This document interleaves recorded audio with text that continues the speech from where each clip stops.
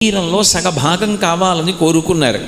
వన్నే ఏనుగుతోలు దుప్పటము బువా కాలకూటంబు చేగిన్నే బ్రహ్మకుపాల ముగ్రమగు భోగే కంఠహారంబు నిన్నీలాగున నుండియున్ తెలిసియున్ నీ పాద మూలంబునం చేర్చెన్ నారాయణుడు ఇట్లు పానసమునన్ శ్రీకాళహస్తీశ్వర అంటాడు దుర్జటి. శ్రీ మహావిష్ణువు శంకరుని యొక్క శరీరంలో సగభాగం కావాలి అని తపస్సు చేస్తే ఆయనకి సగభాగం ఇచ్చాడు. హరిహరమూర్తి అని ఒక అవతారం వచ్చింది, ఊర్ధ్వతాండవమూర్తి అని ఒక రూపం వచ్చింది, భిక్షాటనమూర్తి అని ఒక రూపం వచ్చింది, భైరవమూర్తి అని ఒక రూపం వచ్చింది.